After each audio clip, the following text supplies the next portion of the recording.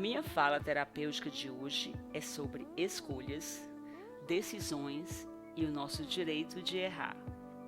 Eu sou Luíse Madeira, psicóloga, gravando para o canal New Me.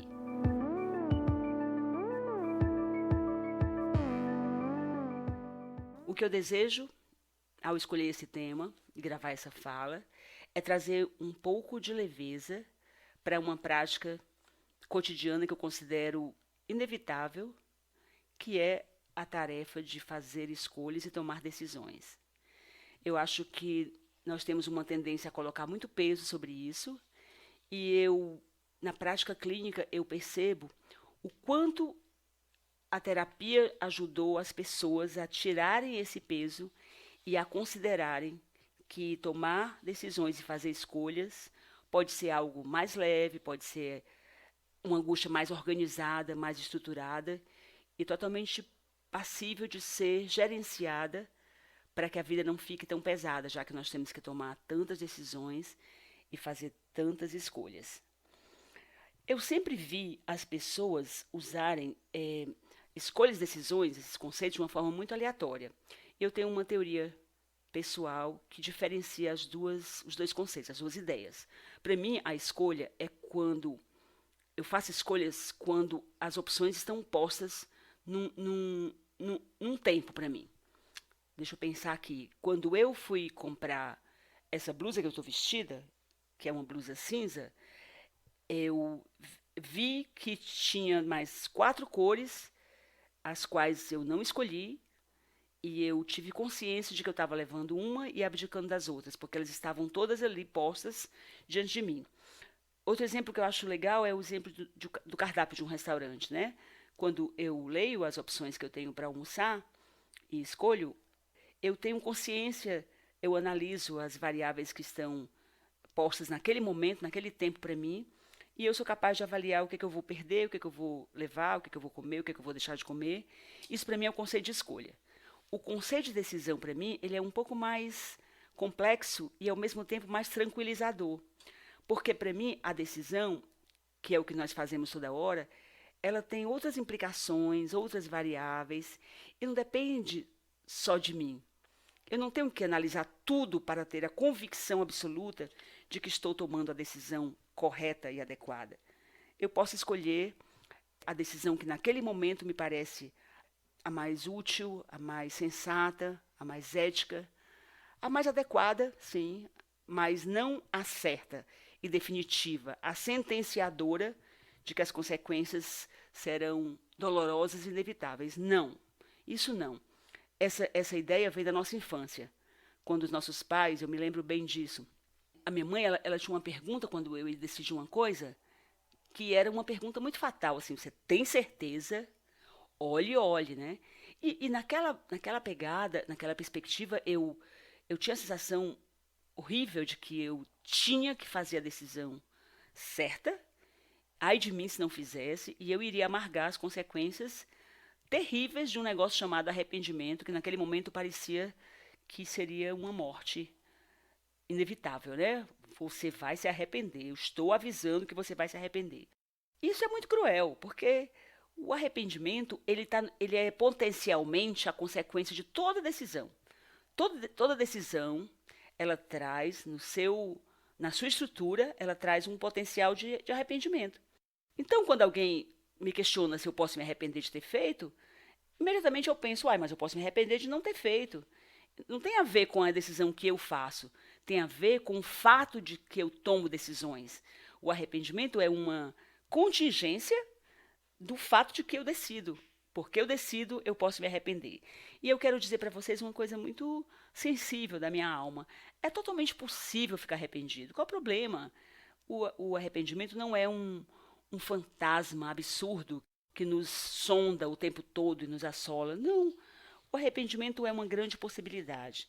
Eu acho possível viver com isso. Eu aprendi sobre arrependimento há muitos anos, quando a minha filha, que hoje tem 38 anos, tinha 2 anos, né? Nós decidimos, com pouco tempo de casados, meu marido tinha 26 anos, eu acho, 25, que a gente não queria mais ter filho. E naquela época, né, naquele século passado, naquele tempo, era totalmente inédito, ele resolveu fazer uma vasectomia.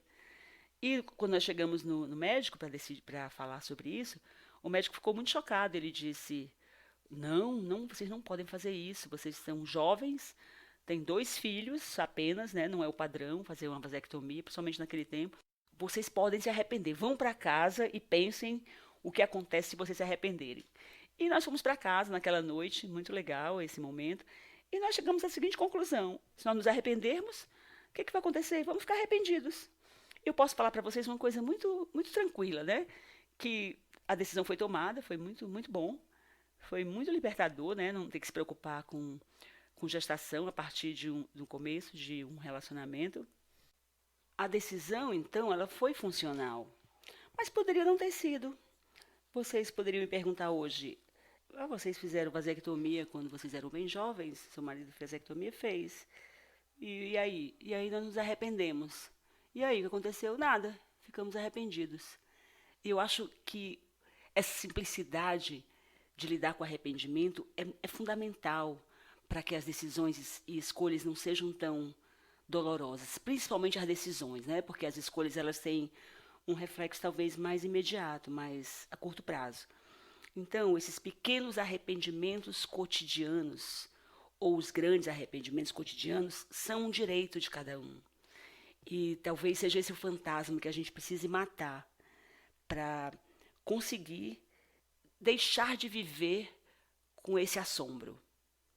A maioria de nós, eu penso, que sofre de uma saudade incurável, que é a saudade de como poderia ter sido, do que poderia ter sido.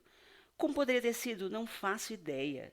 Porque quando eu escolhi um caminho, o outro caminho que eu não escolhi não ficou ali estático, parado, me esperando. Eu acho que o ponto de partida da decisão, ele vai embora conosco. Quando nós, entre A e B, nós tomamos a decisão por A, o B não está mais ali, porventura, quando nós imaginarmos que poderíamos voltar. Então, como poderia ter sido? Não faço ideia.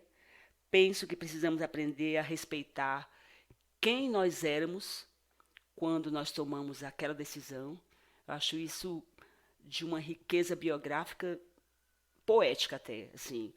Algumas decisões nós tomamos na vida porque nós éramos o que nós éramos na época, né?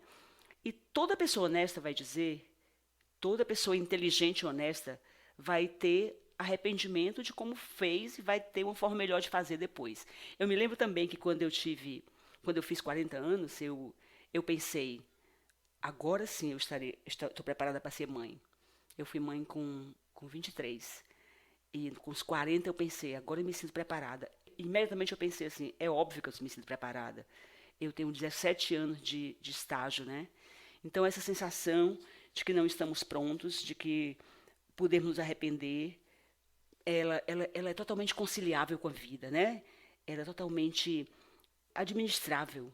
A vida é esse fluxo onde nós construímos a nossa história com decisões, com arrependimentos, com a convicção de que as decisões elas nos fizeram aprender e nós temos muito mais condição de inaugurar ciclos novos, novos fluxos, sem chamar de erro, sem chamar de equívoco, e podemos construir, sim, uma história fluida, na qual é possível sentir essa leveza que eu estou falando, a leveza de simplesmente decidir aquilo que parece mais próprio para aquele momento e refazer os momentos seguintes quando eles chegarem no calendário da nossa vida.